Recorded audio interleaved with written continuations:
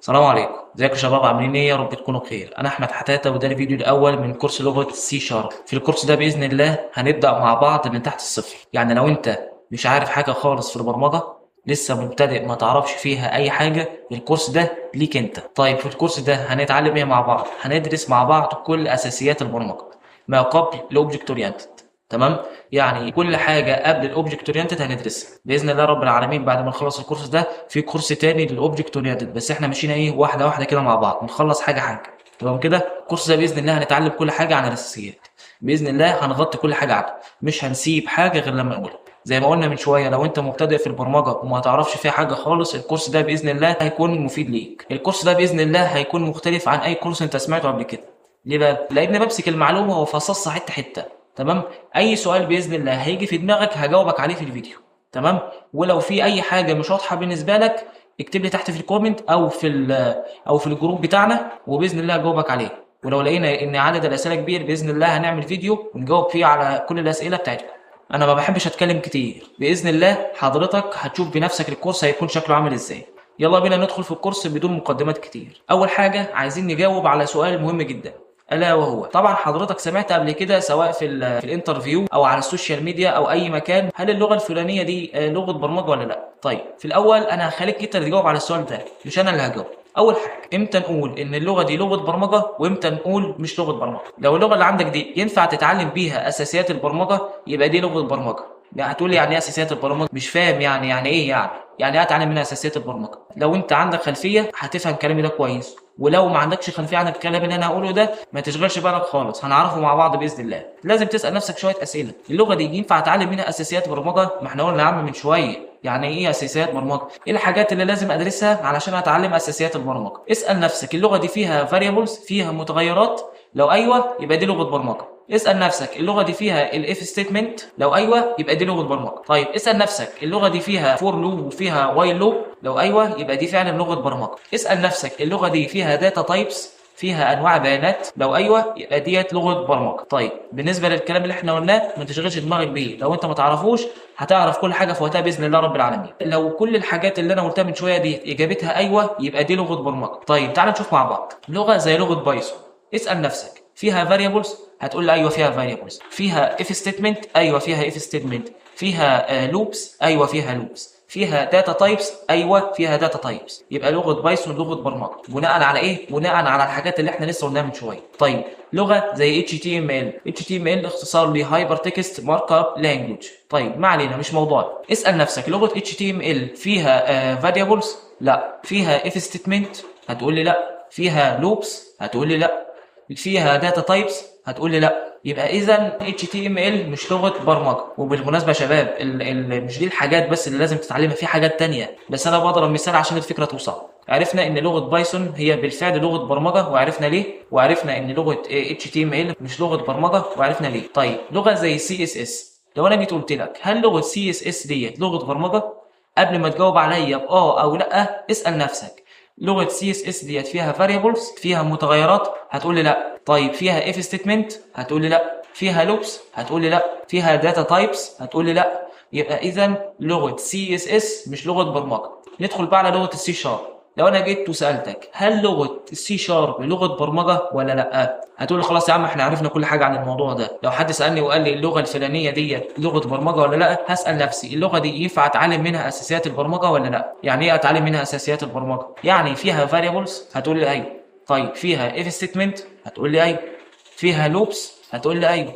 فيها داتا تايبس؟ هتقول لي ايوه. يبقى اذا لغه السي شارب هي بالفعل لغه برمجه. طيب كده عرفنا نقطه مهمه جدا. ندخل بقى على حاجه تانية. هل الكمبيوتر بيفهم لغه السي شارب؟ الحقيقه ان الكمبيوتر ما بيفهمش لغه السي شارب ولا اي لغه في الدنيا. هو بيفهم حاجه واحده بس، الماشين كود او الماشين لانجوج، اللي هي عباره عن صفر وواحد. يعني الكمبيوتر ما بيفهمش حاجه غير الاصفار والوحيد، 0 1 بس، ما بيفهمش حاجه تانية. طب ازاي انا بكتب الكود بلغه البرمجه والكمبيوتر ما بيفهمش لغه البرمجه دي وبيفهم حاجه اسمها الماشين كود؟ وازاي الكود اللي انا بكتبه ده اصلا هيتحول للماشين كود؟ قبل ما اجاوبك تعالى بس مع بعض كده نشرح مثال بسيط. لو افترضنا ان في شخصين، شخص مثلا بيتكلم عربي وشخص بيتكلم انجليزي، والشخص اللي بيتكلم عربي ده مش بيفهم انجليزي، والشخص اللي بيتكلم انجليزي مش بيفهم عربي، واحنا عايزين الشخص اللي بيتكلم انجليزي ده يفهم الشخص اللي بيتكلم عربي. طيب لا ده بيفهم لغه ده ولا ده بيفهم لغه ده. طيب علشان الاتنين يفهموا بعض لازم مترجم، لازم وسيط في النص. نفس الفكره هنا في البرمجه. لغات البرمجه بالنسبه لنا احنا كمبرمجين او كبشر مفهومه، على عكس الماشين كود. ليه بقى؟ لان الماشين كود بيتكون من اصفار وحايد. تخيل انت كده بتكتب حاجه كلها اصفار وحايد. بالنسبه لنا احنا اللغه دي لغه معقده جدا، لغه معقده جدا جدا جدا فوق ما تتخيل. احنا بنفهم لغات البرمجه، بس في نفس الوقت الكمبيوتر ما بيفهمش لغات البرمجه، والكمبيوتر بيفهم حاجه اسمها الماشين كود واحنا ما نفهمش الماشين كود ده. فلازم يكون في مترجم في النص. مين المترجم؟ عندي الكومبايلر والانتربريتر. ليه؟ علشان يترجم اللغه بتاعتي اللي هي لغات البرمجه تمام للغه بيفهمها الكمبيوتر.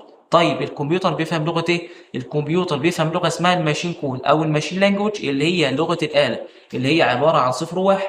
تمام. فالكومبايلر ده هيعمل ايه؟ هياخد السورس كود بتاعي اللي هو الكود الاصلي اللي انا كتبته باستخدام لغه البرمجه ديت، تمام، هيحولها للماشين كود. هيحولها ازاي؟ مش مهم، مش عايز اشغل دماغك بالتفاصيل دي، باذن الله كل حاجه هنعرفها في وقتها. بس كل اللي انا عايزك تعرفه ان الكمبيوتر ما بيفهمش لغات البرمجه، الكمبيوتر بيفهم حاجه واحده بس اللي هي ماشين كود او الماشين لانجوج، لغه الاله اللي هي عباره عن صفر وواحد. يعني الكمبيوتر ما بيفهمش غير اصفار وحيد بس. طيب ازاي الكمبيوتر هيعرف لغه البرمجه بتاعتي؟ الحقيقه زي ما قلنا ان الكمبيوتر ما بيفهمش لغات البرمجه، لا لغه سي شارب ولا بايثون ولا اي لغه ثانيه. امال اللي بيحصل؟ الكومبايلر هياخد لغه البرمجه اللي عندي ديت ويحولها للماشين كود اللي هي عباره عن صفر وواحد اللي الكمبيوتر بيفهمها. مش عايزك تعرف اكتر من كده، انا مش عايز ادخلك في تفاصيل كتير علشان ما تحسش ان الدنيا صعبه. تمام. كل حاجه هناخدها بالتدريج ان شاء الله، واحده واحده هنفهم مع بعض كل حاجه. يبقى تاني، الكمبيوتر ما بيفهمش لا لغه السي شارب ولا اي لغه تانية.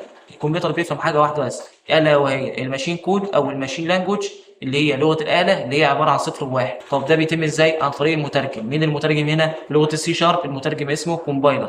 هياخد السورس كود اللي عندي ده، السورس كود الكود الاصلي اللي انا بكتبه، الكود اللي بيظهر قدامك ده اسمه السورس كود. هياخد الكود بتاعي يحولها للماشين كود.